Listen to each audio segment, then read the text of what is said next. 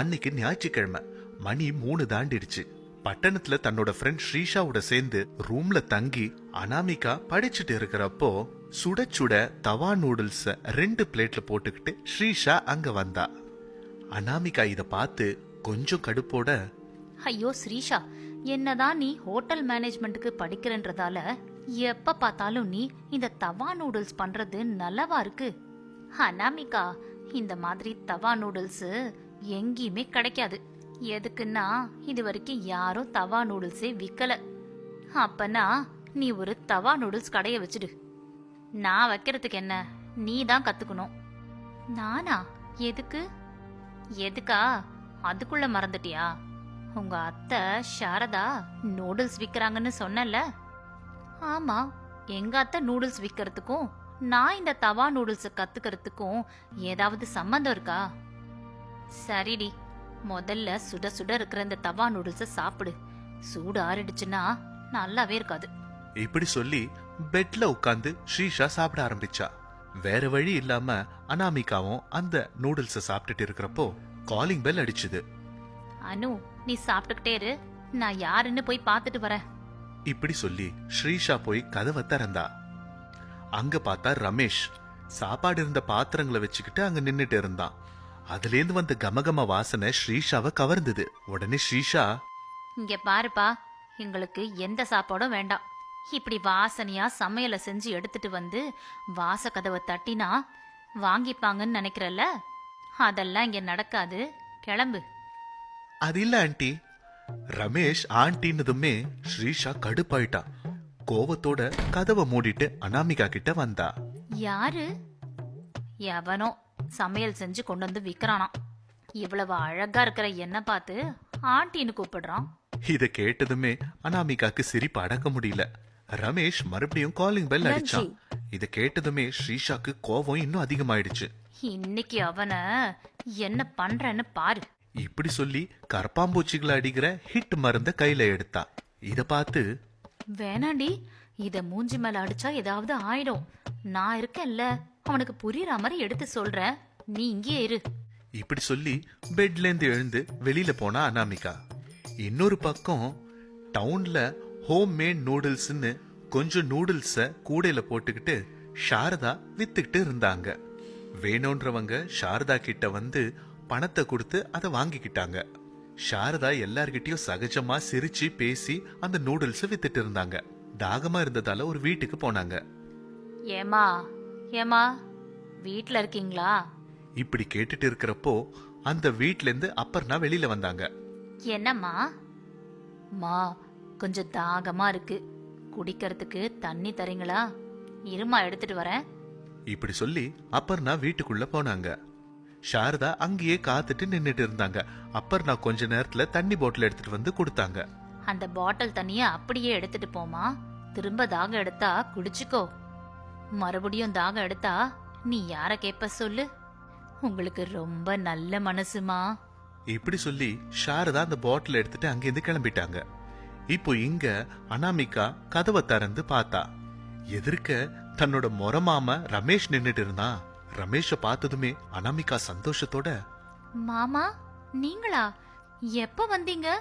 வரும்போது ஒரு போன் கூட பண்ணல. அனாமிகா, இங்கேயே நின்னு பேசிட்டு கிளம்பணுமா இல்ல ரூம்குள்ள வரலாமா? சாரி மாமா, உங்களை பார்த்த சந்தோஷத்துல உள்ள கூப்பிடவே மறந்து போயிட்டேன். வாங்க மாமா, உள்ள வாங்க. இப்படி சொன்னதுமே ரமேஷ் ரூம்குள்ள போனான். ஸ்ரீஷா கோவத்தோட திட்ட ஆரம்பிக்கிறப்போ அனாமிகா அதை தடுத்து ரமேஷ பத்தி சொன்னா. ஸ்ரீஷா கொஞ்சம் சாந்தமாயி, அண்ணா, என்ன போய் ஆண்டின்னு எப்படி கூப்பிட்டீங்க? அனாமிகா, ஆண்டின்றது தப்பா?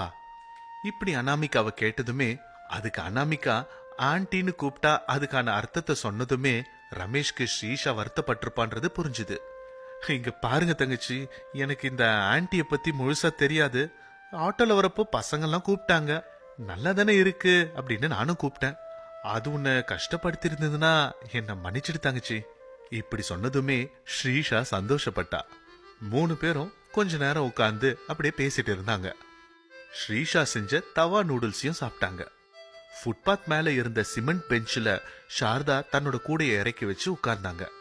அவன்கிட்ட எவ்வளவு தடவை சொன்ன, மருமகளை பார்த்த உடனே ஃபோன் பண்ணுடான்னு. ஆனா இது வரைக்கும் ஒரு ஃபோனும் பண்ணல. சரி நானே பண்றேன். இப்படி நினைச்சு சாரதா ஃபோன் பண்ணாங்க. ரமேஷ் ஃபோன் ரிங் ஆகுறத பார்த்தான். அனாமிகா, அம்மா உங்ககிட்ட பேசணும்னு சொன்னாங்க, இந்தா பேசு. இப்படி சொல்லி அனாமிகா கிட்ட போனை கொடுத்தான். சாரதாவும் அனாமிகாவும் கொஞ்ச நேரம் பேசிட்டே இருந்தாங்க. அதுக்கப்புறம் அனாமிகா, அத்தை, மாமாவை ராத்திரி பஸ்ல ஏத்தி விடுறேன். சரிம்மா மருமகளே, ஜாகிரதையா இரு, கொடுத்தனுச்சத சாப்பிடு. இப்படி சொல்லி சாரதா போனை வச்சாங்க. அனாமிகாவும் ரமேஷும் 2 பேரும் சேர்ந்து பார்க்குக்கு போனாங்க. அங்க சுவாரஸ்யமா ஐஸ்கிரீம் சாப்பிட்டுக்கிட்டே பேசிட்டு இருந்தாங்க. இருட்டினதுக்கு அப்புறமா ரமேஷ பஸ் ஏத்திட்டு ரூமுக்கு வந்தா அனாமிகா. உங்க மாமாவை எப்படி கல்யாணம் பண்ணிக்க போற? எக்ஸாம்ஸ் முடிஞ்சவன ஊருக்கு போவன்ல, அப்ப பண்ணிக்கிறேன்.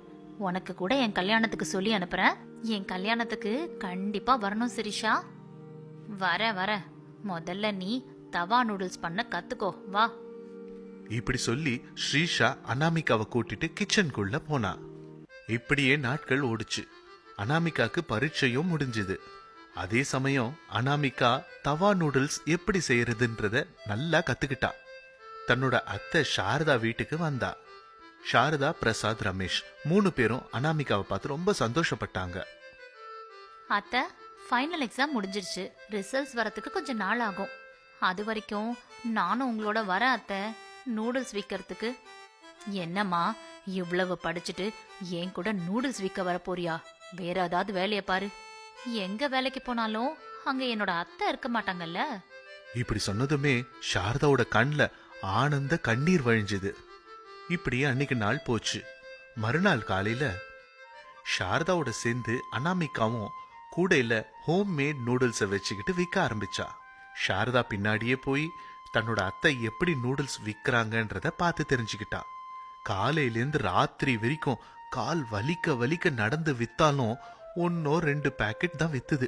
இவ்வளோ கஷ்டப்படுற தன்னோட அத்தை மேல அனாமிகாக்கு பரிதாபம் ஏற்பட்டது. இப்படியே நாட்கள் ஓடுச்சு. ஒரு நாள் சாரதாவோட கணவன் பிரசாத், சாரதா, ஐயர்கிட்ட பையனோட மருமகளோட ஜாதகத்தை காட்டின. கல்யாண பொருத்தம் நல்லா இருக்கான். எப்போ முகூர்த்தத்தை வச்சுக்கலாம்? இப்படி கேட்டதுமே அனாமிகா வெக்கப்பட்டு அங்கிருந்து போயிட்டா. சாரதா பிரசாத் பேசிட்டு ஒரு நல்ல நாளா பார்த்து அவங்க சக்திக்கு ஏத்த மாதிரி கல்யாணம் பண்ணி வச்சாங்க. முறை பொண்ணா இருந்த அனாமிகா இப்போ அந்த வீட்டுக்கு மருமகளா மாறினா. அத்தை, இன்னில இருந்து நீங்க ஹோம்மேட் நூடுல்ஸ் விற்கிறத நிறுத்திடுங்க.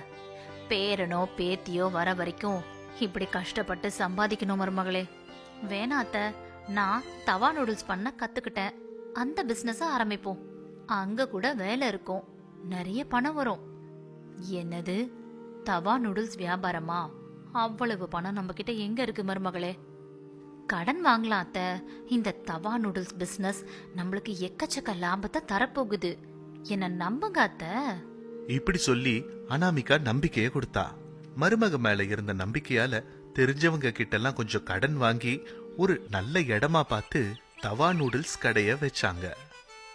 நூடுல்ஸ் பிரியர்களுக்கு ஒரு நல்ல செய்தி. இது வரைக்கும் எங்கேயும் நீங்க சாப்பிடாத நூடுல்ஸ் இங்க எங்க கிட்ட கிடைக்கும். அதுதான் தவா நூடுல்ஸ். வாங்க, ஹாஃப் பிளேட் 50 ரூபாய், ஃபுல் பிளேட் 100 ரூபாய். ஆனா இன்னைக்குதான் கடை ஆரம்பிச்சதால 20 ரூபாய் கொடுத்து எவ்வளவு வேணும்னாலும் சாப்பிடுங்க. இப்படி அனாமிகா கத்தி வித்துட்டு இருந்தா. நிறைய பேருக்கு இந்த ஆஃபரை கேட்டதுமே ரொம்ப சந்தோஷமாய் சாப்பிட வந்தாங்க. குறைஞ்ச விலைக்கு போதுமான அளவுக்கு சாப்பிடலான்னு ஆர்வத்தோட வந்தாங்க. சாப்பிட்டவங்க எல்லாம் பணத்தை கொடுத்துட்டு போனாங்க. இப்படி நாட்கள் ஓடிச்சு. நிறைய பேர் வந்து அனாமிகா செஞ்ச தவா நூடுல்ஸ சாப்பிட்டுட்டு போனாங்க. அனாமிகா வச்ச தவா நூடுல்ஸ் வியாபாரம் நல்லா பெருகுச்சு. அது மட்டும் இல்லாம அவங்க எதிர்பார்த்ததை விட அதிக வருமானம் வந்தது. இதெல்லாம் பார்த்து சாரதாக்கும் பிரசாத்துக்கும் ரொம்ப சந்தோஷமாச்சு. அத்தை, நல்லா பாத்தீங்களா நம்ம ஆரம்பிச்ச இந்த தவா நூடுல்ஸ் வியாபாரம் எப்படி போகுதுன்னு? ஆமாமா, ரொம்ப ஜோரா போயிட்டு இருக்கு நம்ம தவா நூடுல்ஸ் வியாபாரம். நீங்க சந்தோஷமா இருக்கணும் அத்தை. நான் விரும்புறதெல்லாம் அது ஒண்ணுதான். இப்படி சொல்லி 3 பேரும் வீட்டுக்கு திரும்பினாங்க. கொஞ்ச நாள்லயே அனாமிகா அம்மாவாக போறான்ற விஷயம் தெரிய வந்தது. வீட்ல இருந்தவங்களுக்கெல்லாம் ரொம்ப சந்தோஷம். ஆனா அனாமிகா வீட்லயே இல்லாம தவா நூடுல்ஸ் வியாபாரத்தை விடாம பண்ணா. மாமியார் சாரதா அனாமிகா கூடவே இருந்து அவளுக்கு தேவையான அறிவுரைகளை சொல்லிட்டு இருந்தா.